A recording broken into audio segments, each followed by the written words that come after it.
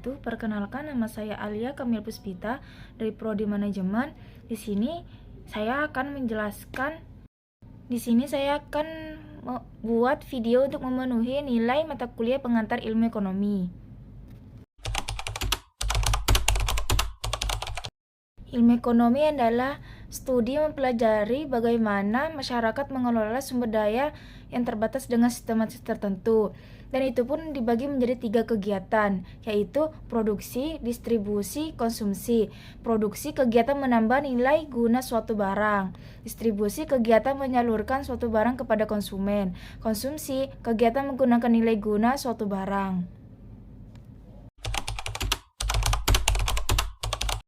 Jenis kebutuhan dibagi menjadi 2 bagian berdasarkan tingkatannya dan berdasarkan sifatnya. Berdasarkan tingkatannya ada 3, yaitu primer, sekunder, tersier. Primer, kebutuhannya adalah yang sifatnya penting, contoh makanan, baju, tempat tinggal. Sekunder, kebutuhan yang sifatnya pelengkap, contoh jam tangan, mobil, motor. Tersier, kebutuhannya yang sifatnya mengukur status sosial di masyarakat, contoh jam tangan mewah, cincin berlian, rumah mewah.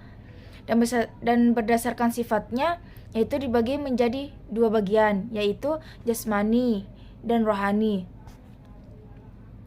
Jasmani, kebutuhan yang mengikat pada tubuh, contoh baju, celana, sepatu, sandal. Dan rohani, kebutuhan yang mendekatkan kita kepada Tuhan, kitab suci, dan tempat ibadah.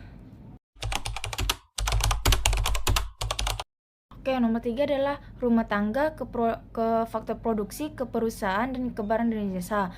Penjelasannya yaitu rumah tangga mempunyai permintaan barang dan jasa. Lalu karena hal itu yang menyebabkan adanya faktor produksi dan perusahaan memproduksi kan barang dan jasa.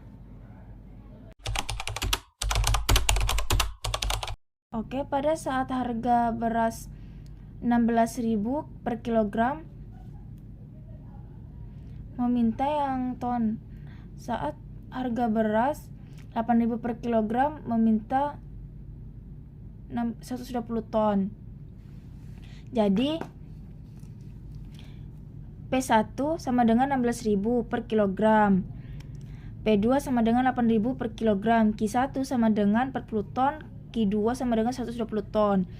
Atau disamakan juga rumusnya Q min Q1 per Q2 min Q1 sama juga sih P min P1 sama per P2 min P1. Terus ininya dikesiniin. Q sama dengan 40 per 120 min 40 sama dengan P min 16.000 per 8.000 min 16.000. Q min 40 per 80 sama dengan P min 16.000 per min 8.000. Min 8.000 disimpan ke sini, Q ditambah 320. Kok bisa 320?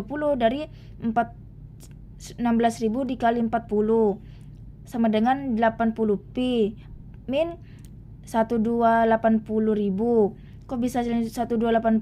Yaitu 40 dikali 8.000. Min 8.000 Q sama dengan 80 P per 16.000. 80 P dibagi 8.000 hasilnya 200. 16.000 dibagi 8.000 hasilnya 0,1 P.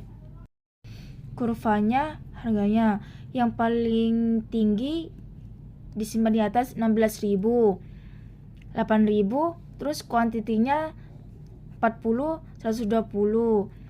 Di sini dikasih titik-titik lingkaran terus ditarik. Keterangan harga kaos 120.000, 160.000. Unit kuantitas 40, 60. Rumusnya Q min BP sama dengan Q min Q1 per Q2 min Q1 sama dengan P min P1 sama dengan per P2 min P1.